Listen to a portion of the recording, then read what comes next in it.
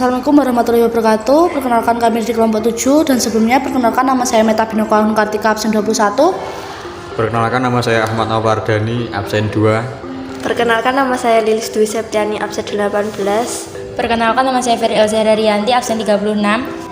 Di sini kami akan menjelaskan sejarah Kerajaan Gua Talo. Pengenalan Kerajaan Gua Talo. Kesultanan Gua Talo merupakan salah satu kesultanan terbesar di kawasan Indonesia Timur pada sekitar abad ke-16 sampai 17 Masehi. Kerajaan ini merupakan kerajaan kembar, yaitu kerajaan gabungan antara Kerajaan Goa dan Kerajaan Talo. Letak geografis, kerajaan ini terletak di daerah Sulawesi Selatan. Secara geografis, Sulawesi dekat dengan jalur perdagangan Nusantara, sehingga menjadi pusat persinggahan para pedagang. Analisis keuntungan letak kerajaan Gua Talo. Karena dekat dengan jalur pelayaran perdagangan Nusantara, sehingga menyebabkan kerajaan di Sulawesi Selatan ini berkembang menjadi kerajaan besar dan berkuasa atas jalur perdagangan Nusantara.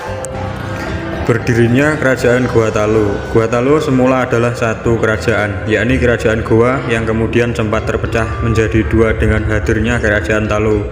Hal itu terjadi pada perjalanan abad ke-15 Masehi usai era kepemimpinan Tonatangka Lopi 1420 sampai 1445. Kerajaan Goa dan Talo bersekutu pada tahun 1528 dan memunculkan Kerajaan Gua Talo atau Kerajaan Makassar. Menjadi Kesultanan Gua Talo, Raja Lungu Sultan Muhammad dan Raja Karaeng Matiwaya Karaeng Talo masuk Islam pada tahun 1605. Selanjutnya Karaeng Goa Satumarangu Daeng Manrabia memeluk Islam pada Jumat 9 November 1607 Masehi. Namanya berubah menjadi Sultan Alauddin. Sejak Kerajaan Gua Talo resmi berubah menjadi kerajaan bercorak Islam pada tahun 1605, Goa meliaskan pengaruh politiknya agar kerajaan-kerajaan lainnya memeluk Islam dan tunduk pada Kerajaan Gua Talo. Gua Talo pada masa Islam. Kerajaan Goa pada masa sebelum masuknya Islam dimulai sejak era kepemimpinan penguasa pertama Tumanurung Sam'ai dengan Toni Pasulu. Sedangkan pemerintah Gua Talo setelah masuknya Islam dimulai sejak era 1 Manggarai Daeng Manrabia 1593 sampai 1639 yang melanjutkan tahta Toni Pasulu. Masuknya pengaruh satu Sepam ke Goa sempat mematik polemik di kalangan etnis Makassai dan Buais.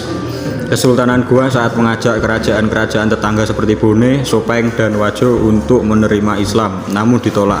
Penolakan tersebut menyebabkan Goa menyerang Bone dan menaklukkannya. Setelah proses pengislaman di kalangan kerajaan-kerajaan di tanah Bugis, Kesultanan Goa saat mengajak kerajaan-kerajaan tetangga seperti Bone, Sopeng, dan Wajo untuk menerima Islam, namun ditolak.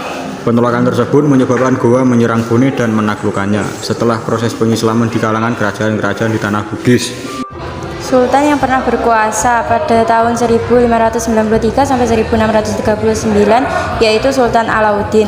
Pada 1639 sampai 1653 yaitu Sultan Malikus Said.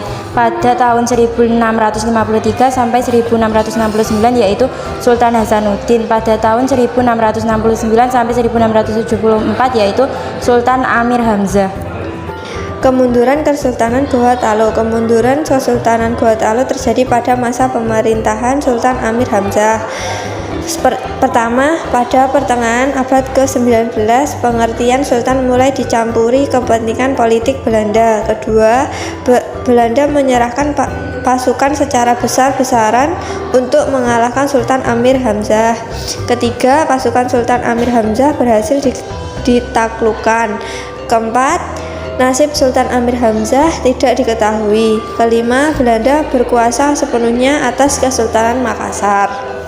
Sekian penjelasan dari kami. Wassalamualaikum warahmatullahi wabarakatuh.